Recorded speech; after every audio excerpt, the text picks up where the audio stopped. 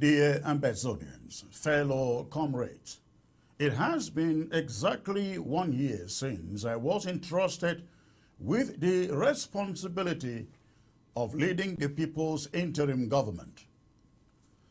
It is quite intriguing and coincidental too that I am addressing you today, precisely 1 year later, with what we perceive as a significant development in our quest for independence. When I assumed office, I made a commitment to actively confront our adversaries, launch offensives on their territory, and bolster our fighting capabilities. Additionally, I pledged to engage in assertive diplomatic efforts, recognizing that firepower alone, although vital, cannot secure the recognition we seek. I am pleased to address you today with a report card that reflects our dedicated effort towards the goals we set out to achieve at this interim government. But first, I'd like to take this opportunity to emphasize one thing, and it is this. We do not perceive ourselves as being in competition with any group or individuals. The moment we adopt such a mindset, we lose sight of our mission to secure freedom for our homeland and instead focus on self-promotion. This would mean prioritizing our own egos and efforts just to remain relevant. In this struggle, we do not seek relevance. We do not seek validation from others, nor do we strive to draw attention to ourselves. I am saying this so that you understand why we have not and will never publicly claim responsibility for everything we do.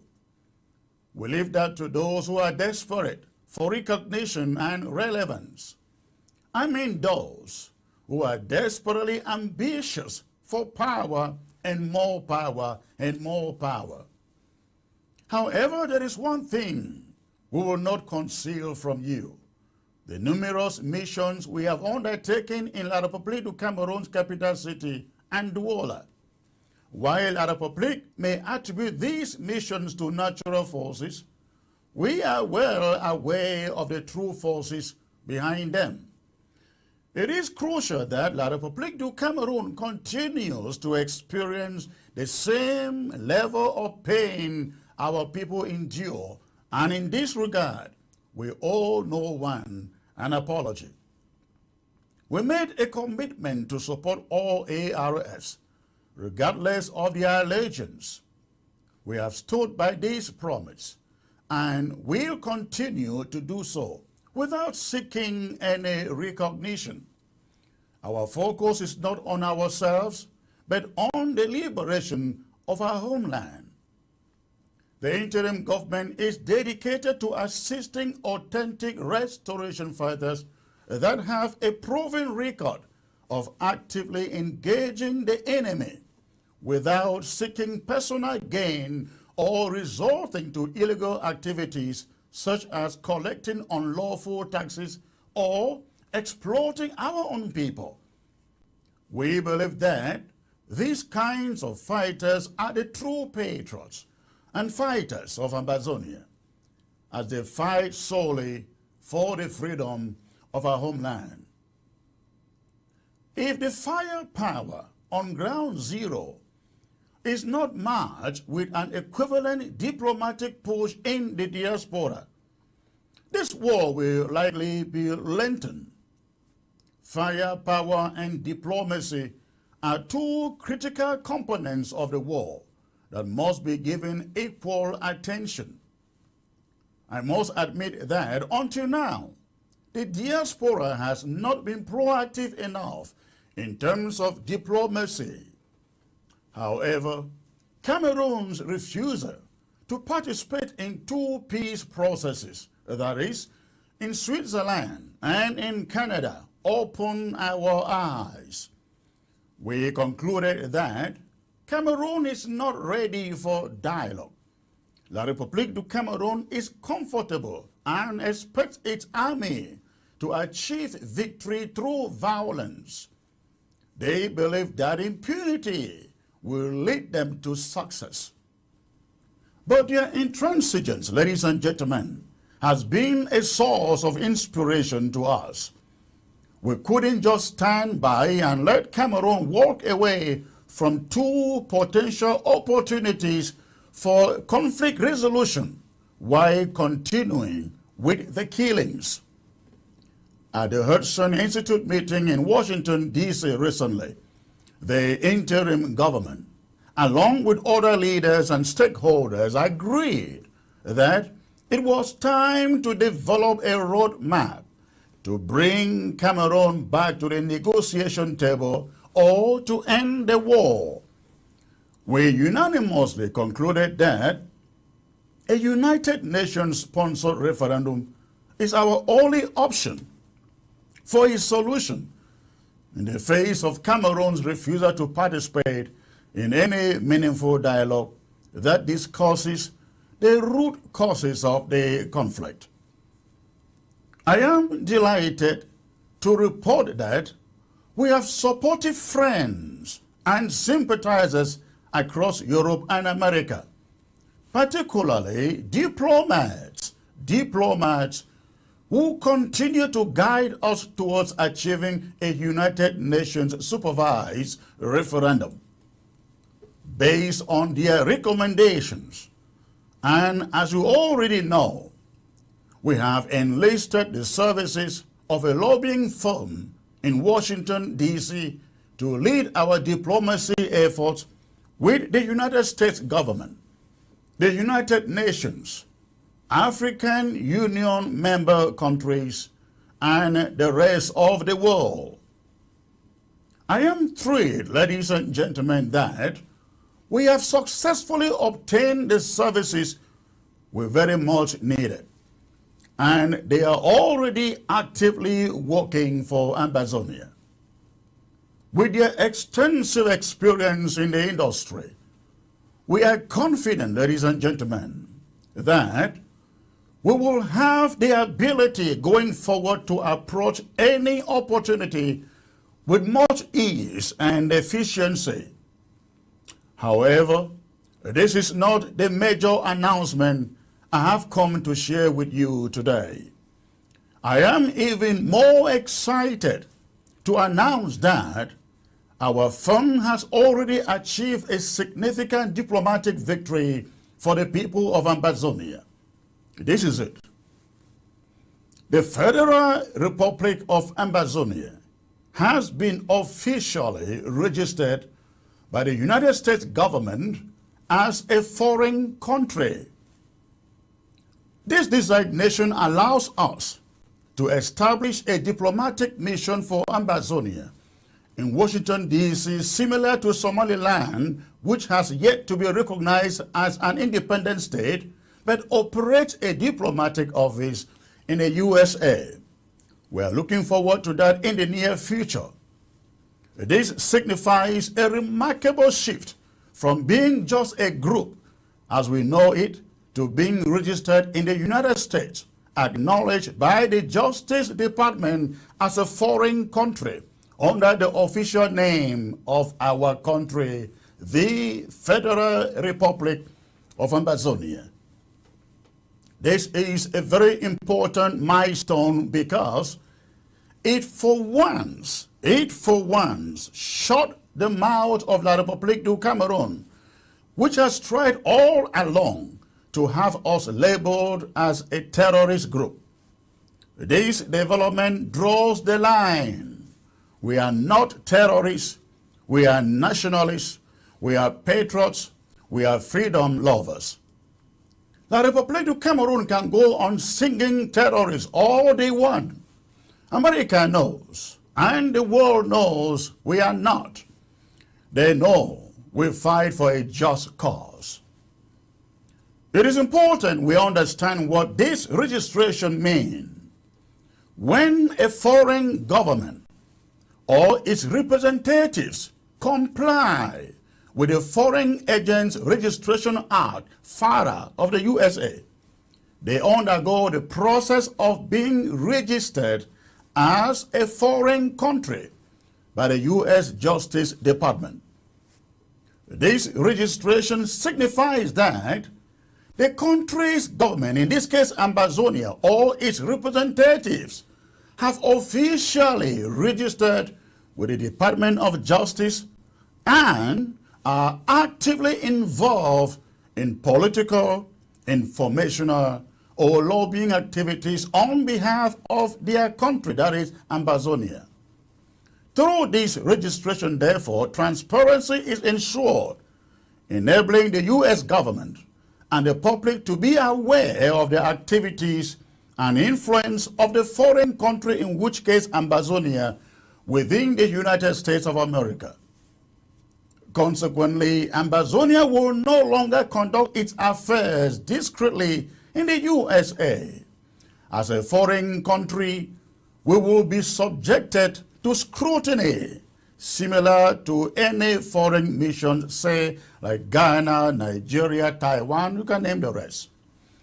It is important to note that this development is not solely an opportunity or victory for this interim government.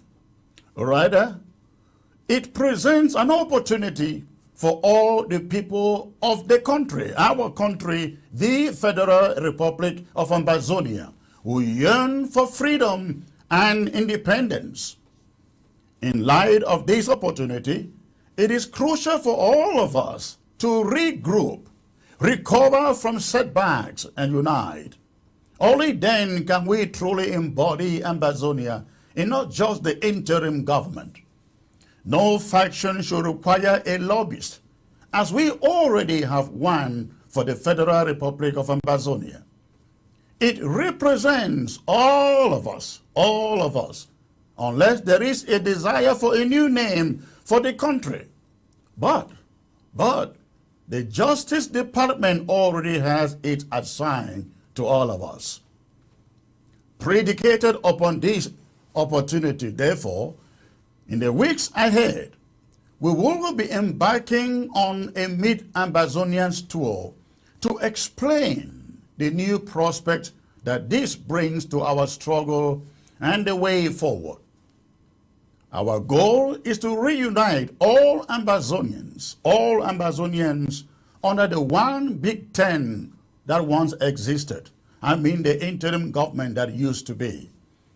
Despite past conflicts and differences, this groundbreaking opportunity calls for regrouping and the pooling of our resources to expedite our journey to Buea.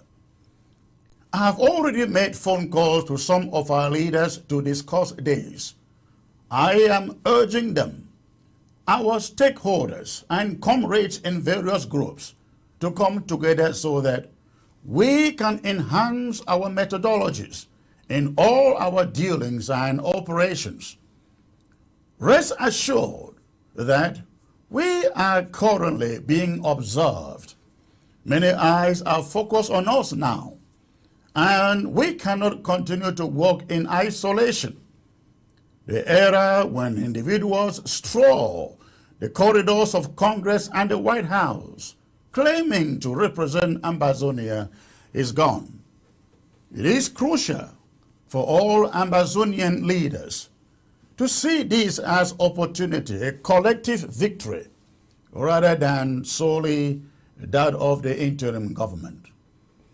In the upcoming days, I would like to meet and discuss how our various groups can function within the current landscape without, and I mean without, duplicating any of the efforts.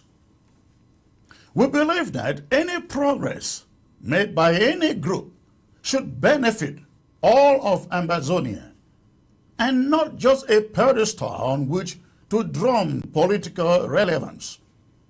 This is the essence of collaboration, and the timing couldn't be better. Fellow comrades, we have already borne a great cost in this struggle. However, our diplomatic progress has been constrained due to the challenges of accessing the doors that only lobbyists or experts can open. We are now aiming for a swift and aggressive diplomatic offensive in the coming months. Our hope is that these efforts will lead to genuine dialogue with La République du Cameroon, or failing which, a United Nations supervised referendum. I'm pleading with you that as long as the lobby firm can demonstrate their effectiveness, let's come together to support them financially. Sustaining their work will require monthly payments, and we all need to contribute to the fund that covers these costs. Just imagine what we can achieve in the next 6 months if we keep them on board working for us. However, we must be prepared to shoulder the financial burden collectively, not as an interim government, but as Ambazonians. Fellow Ambazonians, they say a journey of 1,000 miles starts with the first step. For as long as we have taken that first step, we should never dream of capitulation to La République du Cameroon. Some people who do not have an idea of what we have gone through in the past 61 years with La République du Cameroon want us to believe that we are all brothers, that we can just work things out, and that language shouldn't divide us. I say to them, they are ignorant. We are not brothers with La République du Cameroon. They have never treated us like brothers. We are Anglophiles. We are two cubes of sugar. We are dogs. We are enemies in the house. We are Biafrans. That's what they call us. They have never called us brothers or fellow countrymen. They've never. And besides, those who call this a language war are equally ignorant.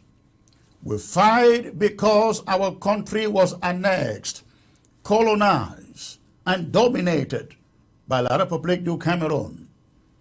When we joined them for a federal republic, they revoked it in spite of the fact that the federal constitution provided that under no circumstances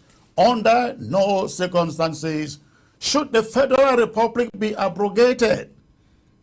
We have begged for the restoration of the federal system for the past 61 years. And what we got was a declaration of war on us.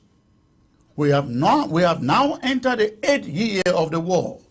And Cameroon has not as much as tried a genuine compromise. Not even with their friends, federalists, who wine and dine with them. Fellow Ambazonians, the cost may be too high. The sacrifices too many. But who said it was going to be cheap or easy? We have gone far enough to keep on going. God will continue to open us doors. God will continue to lead us. Let us put him in front and continue to water every little effort with our prayers. Ambazonia will be free. God bless you all. Long live the Federal Republic. Short live the war.